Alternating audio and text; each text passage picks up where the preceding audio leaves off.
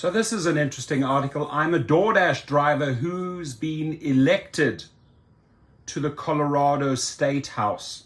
Food delivery companies are gamifying your tips and making it harder for drivers to earn a living wage. Here's what you can do about it. So if he has been elected to the Colorado State House, right, please, once you are there, start working on change. And do make some videos or come onto our show and explain to drivers what they can do on a national and international level, right? I'm always keen to hear from those political insiders now that you are one.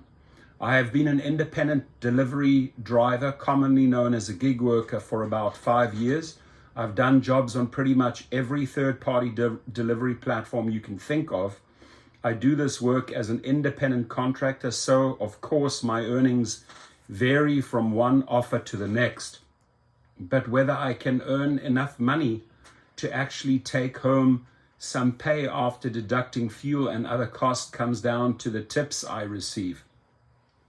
I've seen tips ranging from $20 to no tip at all.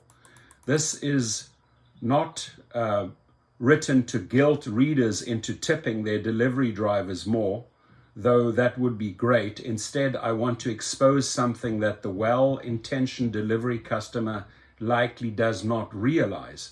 That generous tip you added before you clicked order, well, it might not be incentivizing better or faster service as you'd hoped.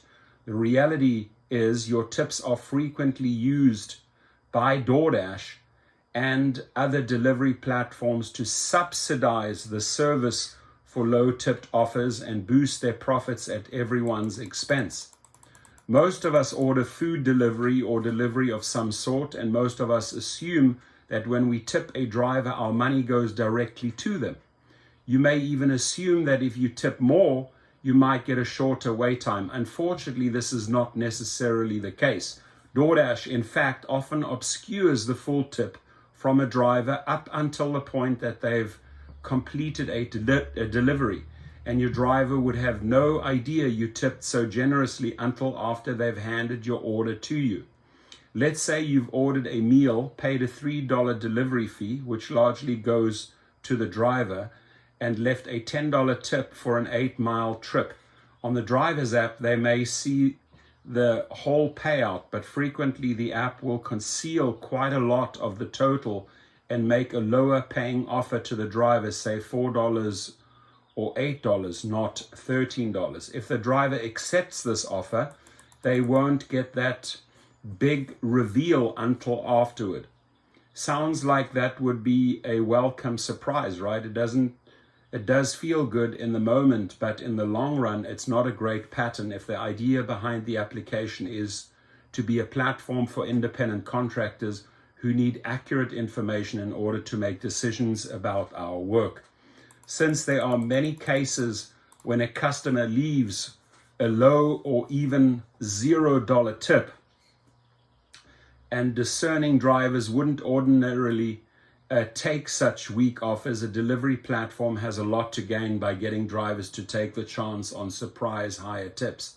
The thing is that lucky hand doesn't and can't always happen. And that's exactly why the platforms play the concealed tip game, right? Concealing the tips from you. The base pay is minuscule, $2.50 for short distances, and $3.25 or $3.50 for anything more than a few miles. In fact, DoorDash will sometimes even stack a couple of offers, putting together a decent paying offer with an untipped offer, and then shaving off an additional 50 cents to try to get you to deliver one of them for $2 flat. You can only unassign so many offers after you've accepted them, even if the app company is violating its own terms. Food delivery platforms like DoorDash say the system is fairer for both customers and drivers, and that it supports base pay when drivers don't get tips.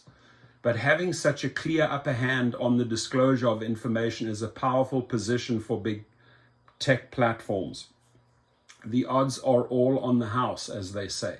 They pose as applications on which you can work for yourself and be your own boss. And for the majority of drivers, this is precisely what we do. Yet the manipulation of our data allows the company to turn that application into a sort of slot machine.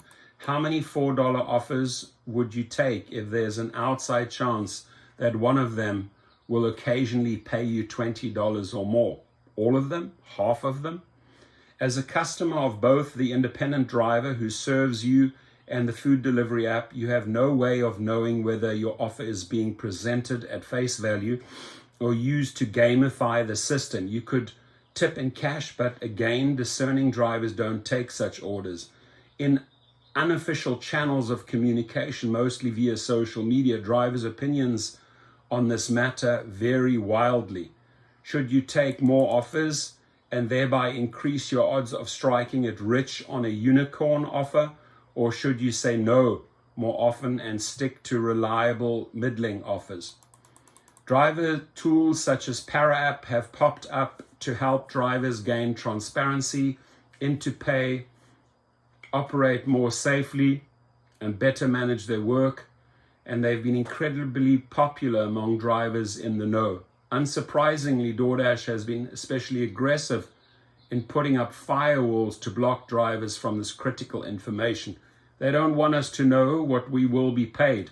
If I'm actually my own boss, I should be free to use whatever tools I believe are best for my work, to have clarity on the terms of each job, own my data, and place a high value on my precious time. You should be able to do that as an independent contractor, ladies and gentlemen. Unfortunately, we are operating on an outdated model of contracted work that was established in a slower moving time and with more clearly defined jobs. Unlike a freelance web designer or plumber or landscaper, our contract offers pop up on a screen while we're driving, and we have sometimes as little as 30 seconds to accept or decline. The scale and pace at which we operate have left tech platforms just enough chaos to exploit. It's very well said. They can be hands off like a non-employer 1 second and suddenly very dictatorial bosses the next. Besides concealing crucial info like tips, there are also issues with forced pausing, unfair and discriminatory bad reviews that are difficult to remove, and even arbitrary deactivations without a consistent review and reinstatement policy. By the way, if you do get deactivated, you go straight to GigRocket. Head us up there at gigrocket.com. It is clear that big tech companies view gig workers as nothing more than pieces of an algorithmic puzzle, the purpose of which is to generate profit. That's their imperative, of course, and pretty standard in our economy. But there's a different imperative, a call to action to the nearly 60 million Americans who work in the gig economy. Drivers, let's come together to demand full transparency via organizations like driversrights.org, a coalition of drivers and organizations fighting for gig workers' rights, enforcement of regulations, and a seat at the table. I also call on the millions of Americans who rely on delivery drivers to bring us our food and supplies, and who've relied on this essential work to an even greater degree without the pandemic. You as the customer can voice your discontent that your generous tips don't serve the intended purpose. If you, like us, have to work for a living, then we are on the same side. You can add your voice to our petition, the link will be below, and use social media to pressure the delivery platforms to change these exploitative practices by tagging them in your posts and sharing this article with others. Share this video so that people get it, okay? New York has already recognized this exploitative approach by food delivery platforms and taken steps to require tips to be disclosed to delivery workers. The Federal Trade Commission, FTC, is also taking note. It's just taking note. You've got to take action, FTC. And has outlined that it will begin to take action to protect gig workers from deceptive and unfair practices, including algorithms and misrepresentations about pay and work items. Very important line, that one right there. right? What we need now is a ripple effect and ultimately a tidal wave that shifts the balance of power so that these companies can't lord us over. They need us, workers and consumers, even more than we need them. We can't let them forget that. So Stephanie Vigil is a DoorDasher, driver, and representative for the Colorado State House District number 16. Good piece here by her. Do share, and if you have any complaints, just go straight to the FTC. And please do come on the show now that you are at the Colorado State House, and give us more ammunition, please, Stephanie, so that we can arm ourselves and take on these companies. Thank you and have a great day. Your comments, please.